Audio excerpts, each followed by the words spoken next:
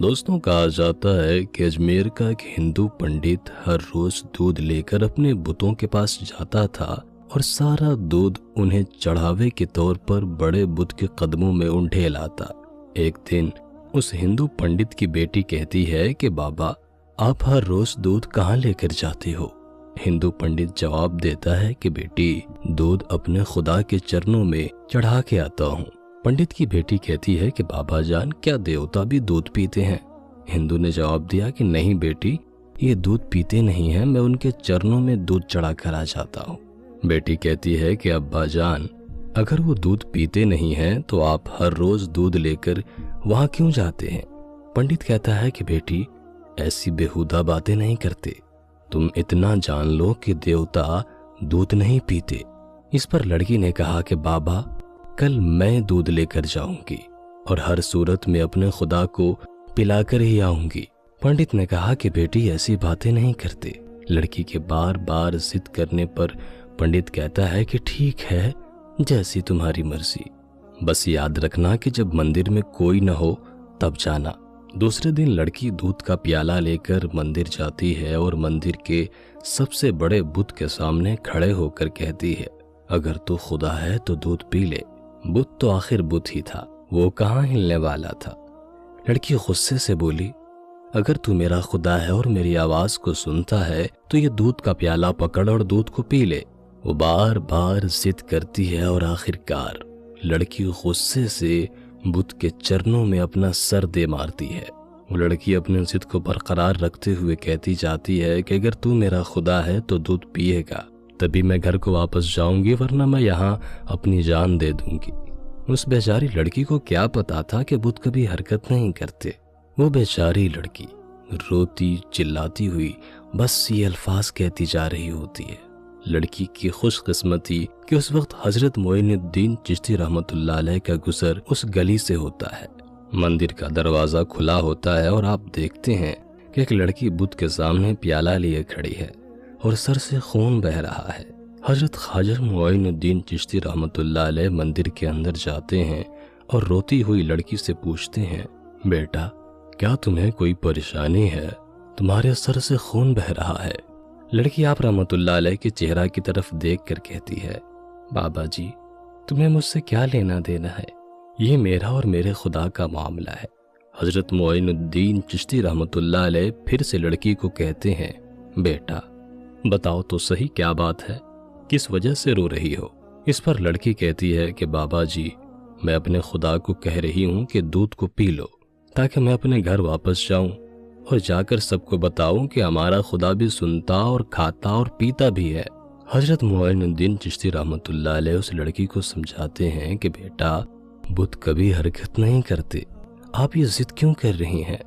لڑکی نے جواب دیا کہ بابا جی، میں نے اپنے خدا کو تو دودھ پلا کر ہی جانا ہے، اگر اس نے دودھ نہ پیا تو میں اپنی جان دے دوں گی۔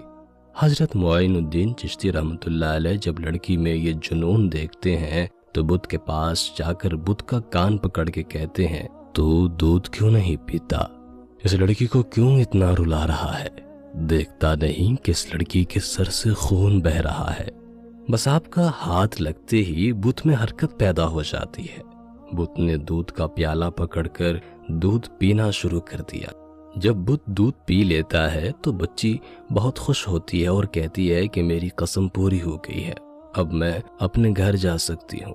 لڑکی جب اپنے گاؤں میں جاتی ہے تو گاؤں والے لڑکی کی حالت دیکھ کر پنڈت سے کہتے ہیں، تیری بچی نے آج تیری عزت کو مٹی میں ملا دیا ہے، اس کے سر اور کپڑوں پر خون لگا ہے، ایسا محسوس ہوتا ہے کہ کسی نے تیری بچی کے ساتھ بدکاری کی ہے۔ سب گاؤں والے جمع ہو جاتے ہیں اور کہتے ہیں، بتا تیرے ساتھ کیا ہوا ہے، کس نے تیری حالت ایسی کی ہے؟ لڑکی نے مسکراتے ہوئے جواب دیا کہ میرے ساتھ کچھ بھی نہیں ہوا، نہ ہی میری عزت پر کسی نے ہاتھ ڈالا ہے، میں تو اپنے خدا کو دودھ پلا کر آ رہی ہوں۔ گاؤں والے کہتے ہیں کہ پنڈت کی بیٹی کا دماغ خراب ہو گیا ہے، یہ لڑکی پاگلوں والی باتیں کر رہی ہے۔ لڑکی نے جواب دیا کہ اگر آپ کو یقین نہیں آتا تو میرے ساتھ چلیں، میں آپ کے سامنے دیوتا کو دودھ پلا کر دکھا دوں گی۔ اگلی صبح سارے گاؤں کے لوگ یہ ماجرا دیکھنے کے لیے مندر پہنچ جاتے ہیں۔ پنڈت اور اس کی بیٹی بھی ان کے ساتھ جاتے ہیں۔ لڑکی بت سے کہتی ہے کہ اے خدا دودھ پی لے، ایک بار نہیں کئی بار کہتی ہے یہ، پر بت بالکل حرکت نہیں کرتا۔ وہاں لوگوں کا مجمع یہی کہتا ہے کہ اے لڑکی پاگلوں والی حرکتیں نہ کر، دیوتا حرکت نہیں کرتے۔ لڑکی کہتی ہے کہ اے میرے خدا تجھے میری عزت کی قسم ہے، دودھ پی لے، پر بت کو کوئی اثر نہیں ہوتا۔ لڑکی بت کو کہتی ہے کہ دودھ پیتا ہے کہ میں کل والے بزرگ کو بلا کر لاؤں۔ لڑکی کے منہ سے یہ الفاظ نکلتے ہی بت دودھ کا پیالہ اٹھاتا ہے اور پورا پی جاتا ہے۔ وہاں سب لوگ یہ ماجرا دیکھ کر حیران ہوتے ہوئے کہتے ہیں کہ بیٹا وہ کل والا بزرگ کون ہے جس کا تم نام لے رہی ہو؟ لڑکی جواب دیتی ہے کہ میں اس کا نام اور پتہ تو نہیں جانتی، لیکن اتنا پتا ہے کہ وہ ادھر کو گیا تھا۔ اب سب گاؤں والے حضرت خواجہ معین الدین چشتی رحمۃ اللہ علیہ کی تلاش میں نکل پڑتے ہیں۔ ایک درخت کے نیچے حضرت خواجہ معین الدین چشتی رحمۃ اللہ علیہ کو عبادت میں مشغول دیکھ کر وہ لڑکی کہتی ہے یہی ہیں وہ بابا جی جن کے نام پر بت نے دودھ پی لیا ہے۔ سب آپ رحمۃ اللہ علیہ کے قدموں میں گر پڑتے ہیں اور کہنے لگتے ہیں بابا جی وہ کون سا جادو ہے جس کے ذریعے پتھر بھی دودھ پینے لگتے ہیں؟ آپ نے فرمایا کہ وہ کوئی جادو نہیں ہے جس کے ذریعے سے بت نے دودھ پی لیا، وہ تو سب میرے رب کا فضل و کرم ہے۔ لوگ کہتے ہیں بابا جی آپ کا رب کون ہے؟ آپ رحمت اللہ علیہ جواب دیتے ہیں کہ میرا رب سب کو زندگی اور موت عطا کرنے والا ہے، جس کی مرضی کے بغیر پتا بھی حرکت نہیں کر سکتا، وہی زمین و آسمان کا مالک ہے، وہی رزق عطا کرنے والا ہے۔ سب لوگ حضرت معین الدین چشتی رحمت اللہ علیہ کو بڑے ادب کے ساتھ پوچھتے ہیں کہ آپ کون ہیں اور آپ رحمت اللہ علیہ کا مذہب کیا ہے؟ آپ رحمت اللہ علیہ نے جواب دیا میرا مذہب اسلام ہے، میرے نانا کا نام حضرت محمد مصطفیٰ صلی اللہ تعالی علیہ وآلہ وسلم ہے۔ حضرت خواجہ معین الدین چشتی رحمت اللہ علیہ کا یہ کہنا ہی تھا کہ اس لڑکی کا باپ آپ رحمت اللہ علیہ کے قدموں میں گر کر کہنے لگا بابا آپ ہمارے بت کو دودھ پلانے آئے ہو یا ہم سب کو رسول اکرم صلی اللہ علیہ وسلم کا امتی بنانے کے لیے؟